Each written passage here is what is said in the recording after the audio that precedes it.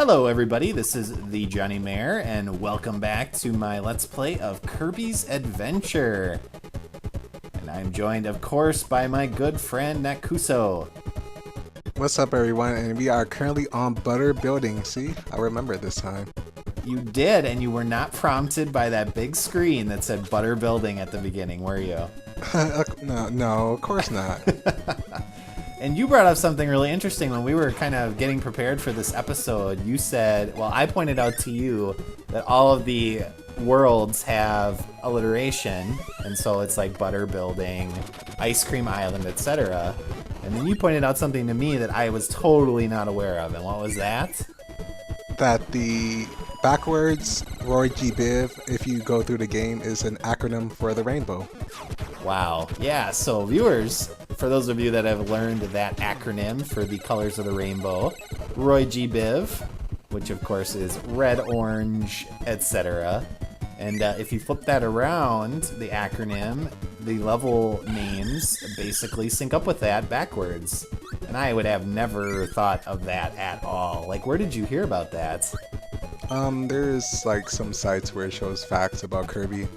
And also, I just noticed that the names kind of have a meaning. Usually in every type of Nintendo game, they have some type of order or reference to something else. Wow, yeah, that's kind of cool. That's really awesome that you can still kind of learn stuff about that after so long that these games have been out. And I actually missed, like, a little bit ago, there was a little, like, it looked like a mushroom, kinda. But it's a switch, I think, for one of the secrets in the game. And I mentioned early on in a couple episodes ago that I do not know where a lot of the secrets are in this game. But I actually, in this episode, do get one of them, which is very exciting. I was very proud of myself when I get that, and we'll get to it eventually. But it looked like there was another one that you could actually access, which was like pinkish and colored. And so I know you've played Nightmare in Dreamland, and I don't remember exactly. Have you actually played through this game as well? Yes, but that was a long time ago, like 5 years ago for the Wii. Okay, so quite a while ago. So do you think you still have a sense of like how to get those different hidden things, or do you think that's kind of gone to the wayside as you've not played the game in quite a while? I still know how to do most of them, not in the later stages, mostly like half of the world, and that's just because I recently been playing Nightmare in Dreamland. Okay.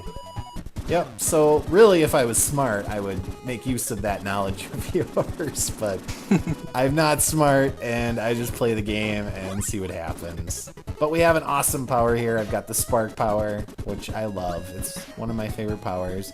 Not my favorite power, of course, but definitely one of my favorites, and then I lost it. Oh, you got it back. But hey, I got it back. Yes, yes. But last time, we talked a little bit about favorite bosses in the game, and you mentioned that one of your favorite bosses, I believe, and please correct me if I'm wrong here, but it was the final boss in Kirby Superstar. Is that correct? Yes. Yes, and you talked a little bit about kind of how that was a cool boss style and what they made you do and stuff like that.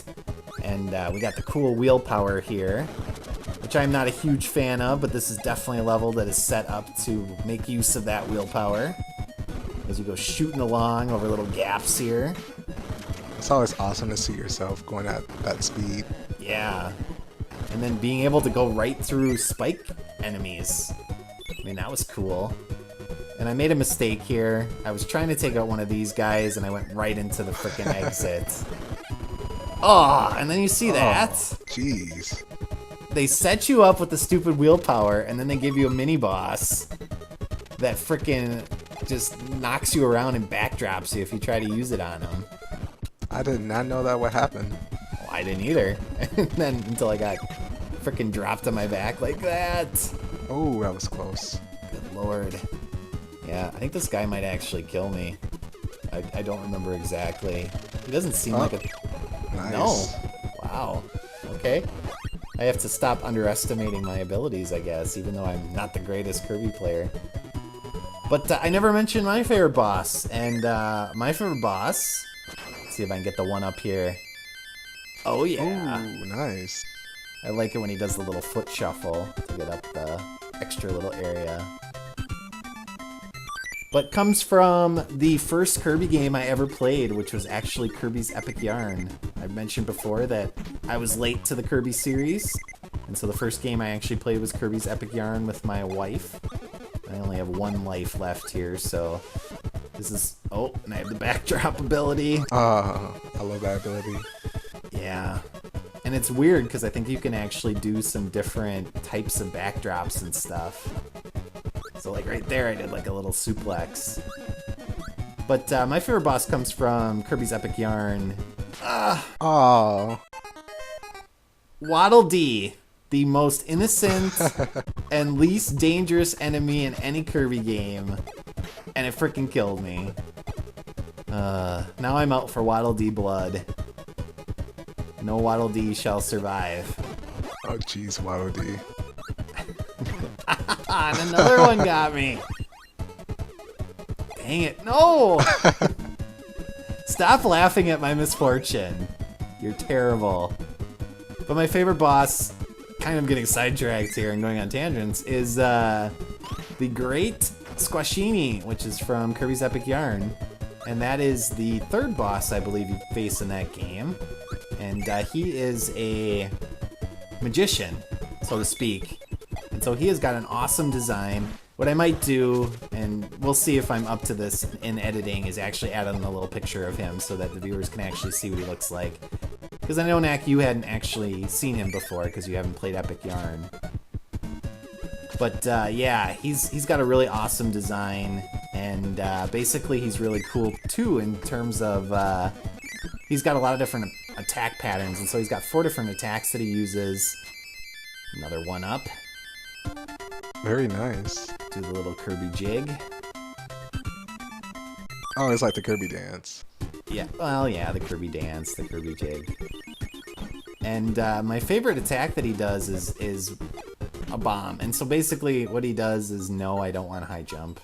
Such a stupid ability. I think I already have it, actually. So they give it to you, and then you already have the damn thing. Ridiculous. But he ties Kirby up to a freaking massive bomb, and he lights the bomb on fire, and then he runs away. And you basically have to escape from the bomb. So we have another Meta Knight fight here. That's interesting. So it's kind of like a quick time event? A little bit, yeah. And I had always used the controller, like you can shake the controller to try to get out of it. But when I was reading about it, when I was doing a little bit of research about the fight, it said you can also just hold down the B button, and that works too, which I had never done before. But yeah, that's such an awesome ability. And that fight just always stuck out in my head just because of kind of the way he looked and the fact that he changes stuff up like that. So that was cool. I like that fight a lot. And of course, someday when you get your Wii U, Knack, then you will be able to experience that yourself when you can play Epic Yarn. Yeah, I'm definitely gonna see if I can play Epic Yarn and also Kirby's Return to Dreamland.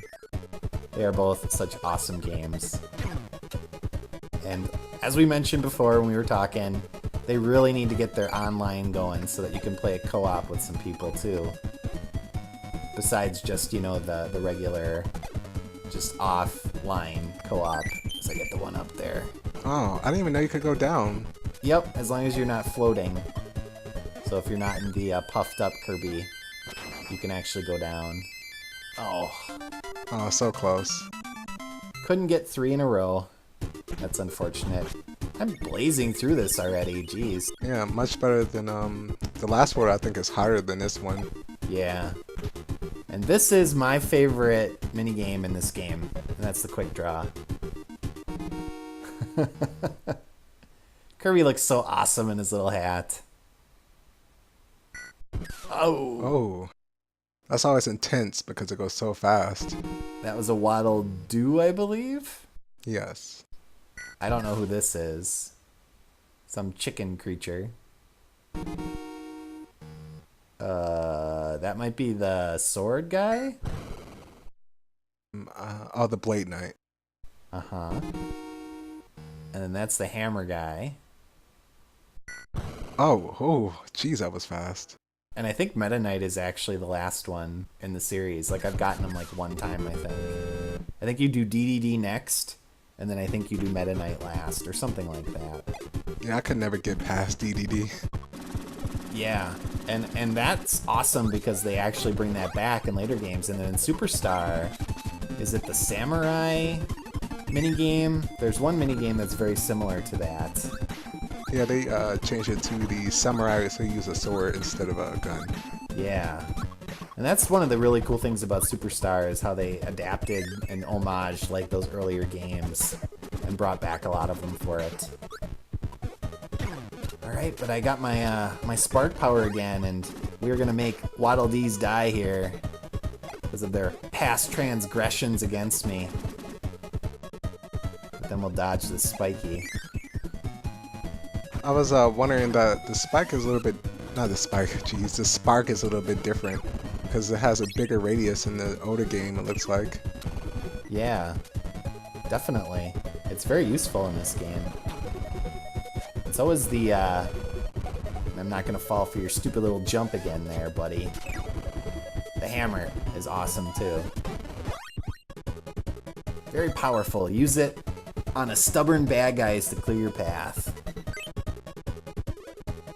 And then I think this is, yeah, so you have these little blocks that you can only hit, I think, with the hammer to access.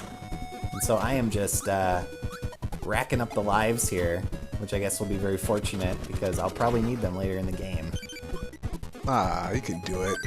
Oh, I think I can do it, but I'm gonna die quite a bit, I think.